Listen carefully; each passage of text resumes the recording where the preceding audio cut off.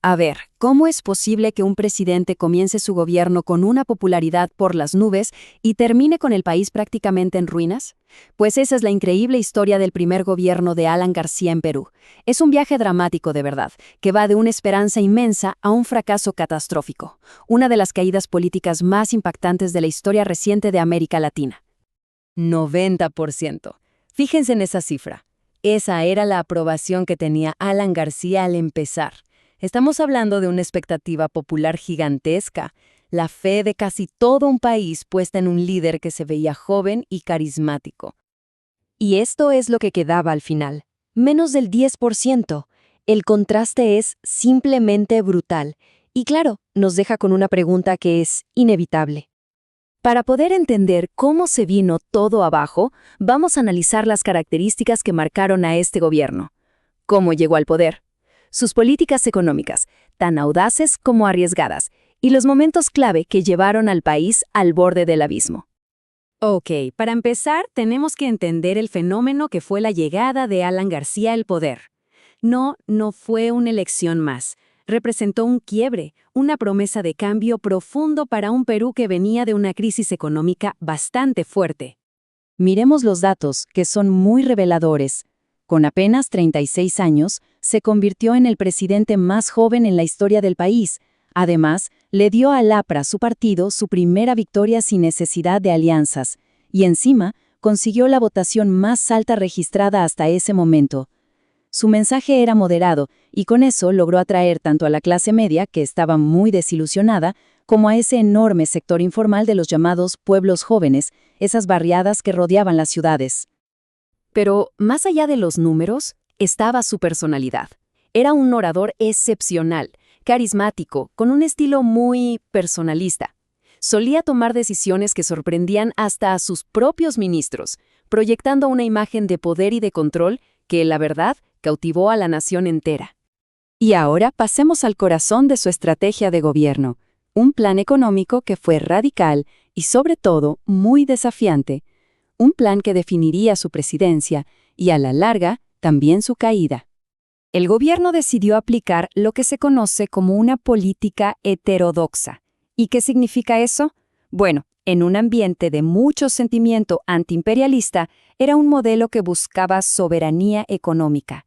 La idea era reactivar el país desde adentro, aumentando el consumo, y al mismo tiempo enfrentarse de frente a organismos como el Fondo Monetario Internacional, a quienes muchos veían como la causa de todos los males.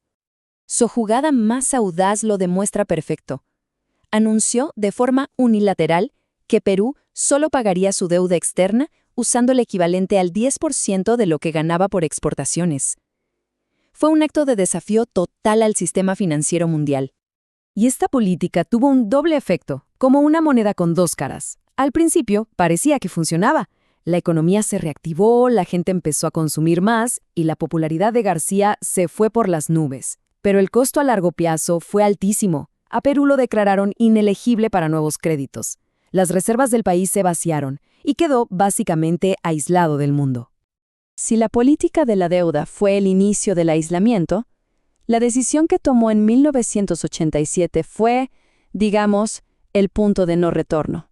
El momento exacto en que se rompió el equilibrio político dentro del país y toda la oposición se unió en su contra. El 28 de julio de 1987, en su mensaje a la nación, Alan García soltó la bomba.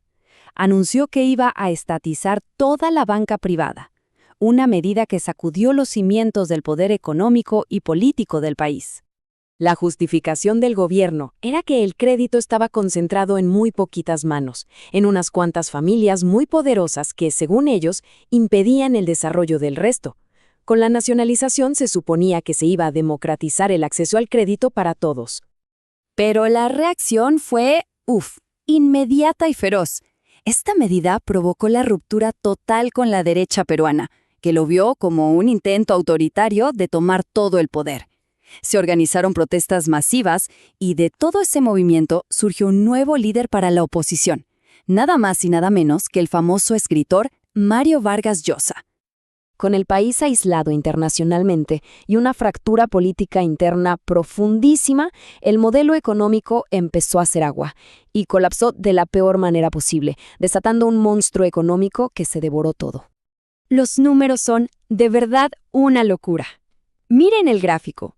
La inflación pasó de 360% a casi 7000%, y eso en apenas unos meses de 1988. Pero esperen, porque el acumulado al final de su gobierno superó el 2 millones%. Es una cifra que cuesta hasta procesar. Para que nos hagamos una idea de lo que esto significaba en el día a día, los precios subían un 2% diario. Imaginen ir a comprar algo y que al día siguiente cueste más y al otro día más, y así en una espiral que no terminaba nunca. El dinero perdía su valor por horas. Y el colapso no fue solo económico, ni mucho menos. Mientras la hiperinflación arrasaba con todo, el grupo terrorista Sendero Luminoso aprovechaba el caos para avanzar. A eso súmenle masacres en las cárceles y promesas sociales que nunca se cumplieron. El país estaba en medio de una tormenta perfecta. Al final de esos 5 años, el panorama era desolador. El gobierno, que había empezado con una esperanza arrolladora, dejaba a un país al borde del colapso total. Esta tabla resume bastante bien el legado. En lo económico, hiperinflación. En seguridad, terrorismo y narcotráfico fuera de control. En lo social, pobreza extrema y agitación. Y en lo político, el derrumbe del sistema de partidos que había gobernado Perú por décadas. Y ojo, porque este es un punto clave. La destrucción de la confianza en los partidos de siempre creó un vacío de poder gigantesco. Y fue justo en ese vacío que se colaron figuras independientes, gente de afuera del sistema, personajes como Alberto Fujimori, que aparecieron casi de la nada y terminaron ganando las siguientes elecciones. Los analistas suelen usar este concepto para explicar lo que pasó: el efecto péndulo.